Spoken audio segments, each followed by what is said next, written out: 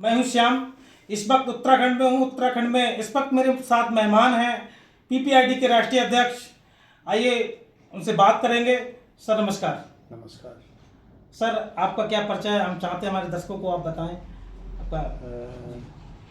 मेरा नाम दयाराम है और मैं बेसिकली उत्तर प्रदेश जौनपुर डिस्ट्रिक्ट का रहने वाला हूं और मैं डाक विभाग से 2015 में रिटायर्ड हूं और मैं सोशल मूवमेंट में काम लंबे समय से सन 1968 से काम कर रहा हूं। पहले अर्जक संघ, इसके बाद वामसेफ मूल निवासी संघ से होते हुए मुझे संगठन में people's party of India democratic की जिम्मेदारी दी।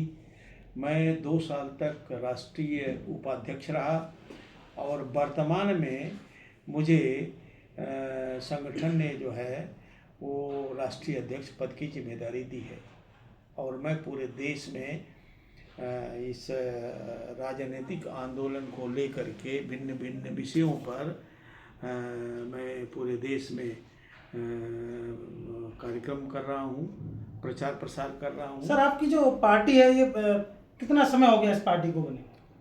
ये पार्टी हमारी 2018 में इस्टेब्लिश हुई है और इसके बाद हम लोगों ने राजस्थान में चुनाव लड़े, मध्य प्रदेश में लड़े, उत्तर प्रदेश में लड़े और हरियाणा में लड़े, पंजाब में लड़े। इसके अलावा लोकसभा 2019 का भी लड़े हैं और अभी जो 2024 का लोकसभा चुनाव है उसमें भी हमने जो है आपके जो पार्टी का जो एजेंडा है, जो मुद्दे हैं, वो आखिर क्या, किन मुद्दों को लेकर के आपने जो पार्टी है वो काम कर रही है? हमारी पार्टी का जो मुद्दा है, सबसे पहले हमारा लक्ष्य क्लियर है, बिल्कुल सामाजिक व्यवस्था परिवर्तन। और ये सामाजिक व्यवस्था परिवर्तन के लिए हमारे पास आइडियोलॉजी जो है वो फूले अम्बेडकरी आइडियोलॉजी है और फूले अम्बेडकरी आइडियोलॉजी के माध्यम से हम SC ST OBC माइनॉरिटी को कैसे जोड़ें, उसके लिए हमारी स्ट्रेटजी है मूल निवासी संकल्पना।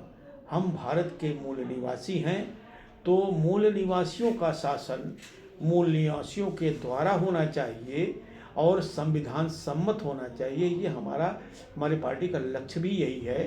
भारत के संविधान की प्रियम्बल जो है वो हमारे संविधान में जो है वो दी गई है, वही प्रियम्बल ही हमारे उसका लक्ष्य है। साथ साथ we the people of India, ये जो हमारे संविधान की शुरुआत है तो हमने we the people of India से ही People's party of India Democratic का गठन किया है, उसकी स्थापना किया। सर आप जो फूले अम्बेडकरी आइडियोलॉजी जो विचारधारा की जो बात कर रहे हैं, वहीं देश में एक और पार्टी है जो कि काफ़ी पिछले लंबे समय से काम कर रही है, एक बार शासक वर्ग में भी आई है, जो बहुजन समाज पार्टी है। वहीं आपने जो फूले अम्बेडकरी विचारधारा की बात करें तो पहले से तो बहुजन समाज पार्टी भी फूले अम्बेडकरी विचारधारा पर काम, फिर क्या जरूरत पड़ी आज पीपीआईडी का गठन करने की? जो बहुजन वामसेफ संगठन से ही बहुजन समाज पार्टी निकली थी जी, और वामसेफ संगठन से ही वहाँ से रेजिग्नेशन दे करके जो सीनियर कार्यकर्ताओं ने जब देखा कि हमारा सोशल मूवमेंट, हमारा राजनीतिक जो मूवमेंट है, आंदोलन है, उसकी दिशा ही गड़बड़ हो चुकी है, वो दिशा से मूवमेंट ही माने भटक गई है। ऐसी स्थिति में जो पार्टी बहुजन हिताय बहुजन सुखाय के आधार पर चली, वो पार्टी जो है अपना एजेंडा ही चेंज कर दिया, सर्वजन हिताय सर्वजन सुखाय। इसके अलावा उसने और तमाम मुद्दे जो है ऐसे लाए जिसके कारण जो है लोगों का मुँह भंग पार्टी से हो गया। आज स्थिति अपने कारनामों के कारण, अपनी जो सिद्धांत और मूल्य होते हैं, हमारे पुरखों के जो सिद्धांत मूल्य है, उससे ज्यों भटकी पार्टी त्यों उसका जो है अधोपतन होना शुरू हो गया।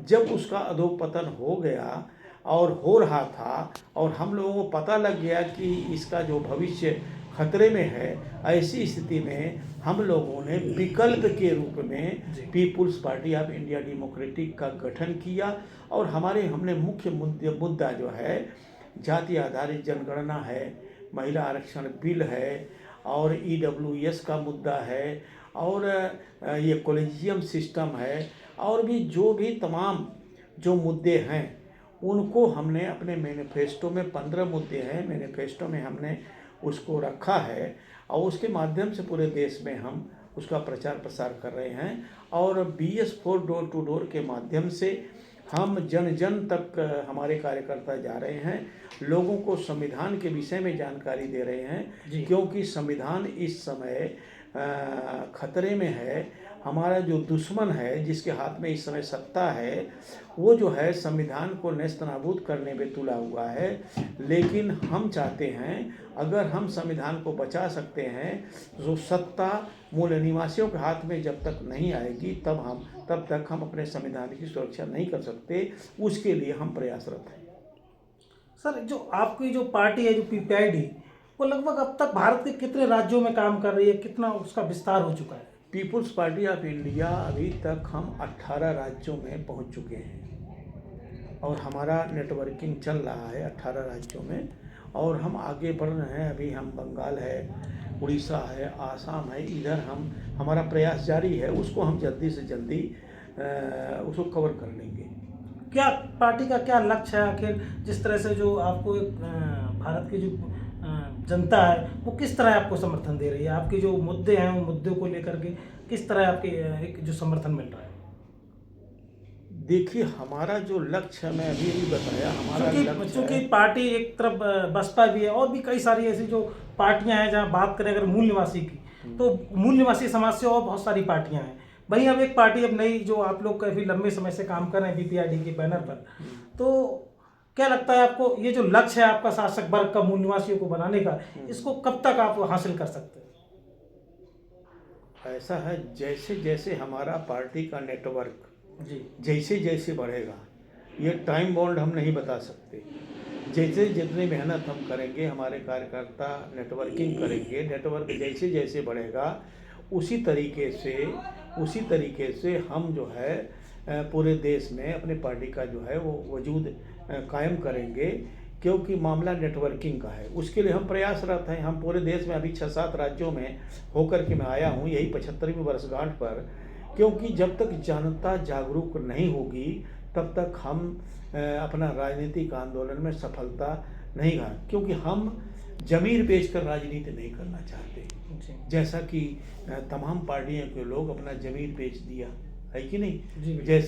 जैसे बहुजन समाज पार्टी है, हाथी नहीं गणेश है, ब्रह्मा विष्णु महेश है, और बाबा साहब कह रहे हैं कि हम ब्रह्मा विष्णु महेश को ईश्वर नहीं मानते। तो बाबा साहब के खिलाफ जब आंदोलन चलेगा तो निश्चित है लोग साथ छोड़ देंगे। इसीलिए बहुजन समाज पार्टी का लोगों ने साथ छोड़ा। जो बहुजन समाज पार्टी 4 बार जो है सत्ता में रही, वो बहुजन समाज पार्टी एकदम जमीन पर आ गई है, उसका हश्र हो गया है। तो इसलिए हम कभी भी अपना जमीर बेच करके सांसद, विधायक, मंत्री नहीं बनना चाहते हैं। हम समाज को जागरूक करके इस देश की सत्ता उस तरह के हासिल करना चाहते हैं जिस तरीके से सम्राट अशोक ने लंबे समय तक शासन किया, भारत को सोने की चिड़िया बनाया। ठीक है ना सर? एक तरफ भारत के अंदर एक जो कई सारी जो पार्टियां हैं वो काम कर रही हैं लगातार। आज शासक वर्ग में भी भारतीय जनता पार्टी बैठी है शासक बन के। वहीं धर्म की जो राजनीति भारत के अंदर लगातार चल रही है, जो धर्म की आड़ में राजनीति की जा रही है, वहीं आप एक मूल निवासी कंसेप्ट पर PPID लेकर के काम कर रहे हैं। क्या लगता है सर, इस तरह PPID का जो मूल निवासी कंसेप्ट है, उस कंसेप्ट से आप धर्म की जो राजनीति करने वाले लोग हैं, क्या उनको मुंहतोड़ जवाब दे पाएंगे?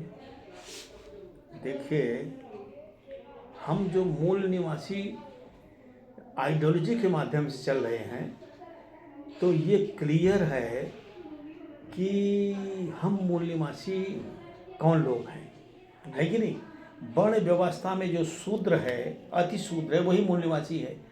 उसके लिए स्त्री शूद्रो विद्या न देता, शिक्षा का दरवाजा बंद है। ठीक है, शूद्राय मति न ददानो, शूद्रों को शिक्षा मत दो।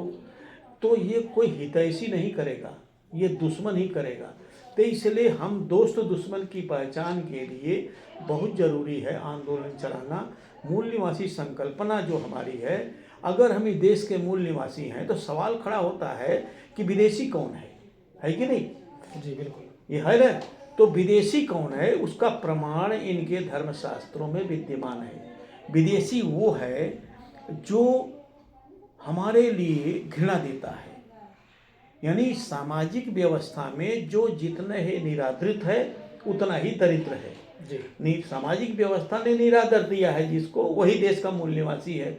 अब मूल निवासी जनसंख्या में 90% है, तो 90% लोगों को अगर हम मूल निवासी संकल्पना के माध्यम से जोड़ लिया तो इस देश की हम शासक जमात बनेंगे।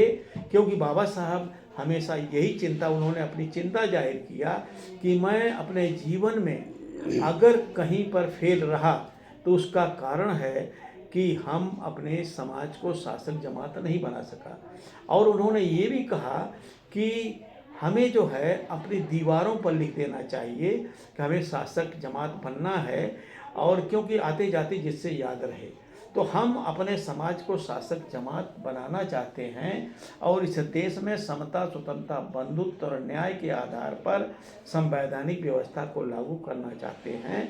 तो इसलिए मूल निवासी संकल्पना एक ऐसी संकल्पना है जो 90% लोगों को जोड़ती है, और जो 90% लोग जुड़ गए तो धर्म की राजनीति अपने आप साफ हो जाएगी। सर, भारत के अंदर तमाम पार्टियों के द्वारा ईवीएम पर लगातार सवाल उठाए जाते हैं। हाँ। आप भी आज पीपीआईडी का जो काम कर रही है, तो आपका क्या कहना है? जो ईवीएम का मामला है, चुनाव आयोग सत्ता के पास है, ठीक है। वो तब तक मनमानी करते रहेंगे जब तक उनके पास राजनीतिक सत्ता है, ठीक है। और इस देश की जुडिशरी भी उन्हीं के पास है। सारे ऊंची जात के लोग जुडिशरी में हैं, वो जो है वो लोग हैं विदेशी, आर्य विदेशी जुडिशरी में हैं। तो जब हमारे हाथ में सत्ता आएगी तो जुडिशरी का भी जो है वो बदलेंगे, और साथ साथ जो है ये जो मामला है ये सारा जो है हम उसी से हल कर लेंगे, समझे आप? जी। अपनी सत्ता से ही हल करेंगे। सत्ता के बगैर हम समस्या का समाधान नहीं कर सकते, इसलिए हमें मूल निवासियों के हाथ में सत्ता प्रदान करना है। बहुत बहुत धन्यवाद। धन्यवाद।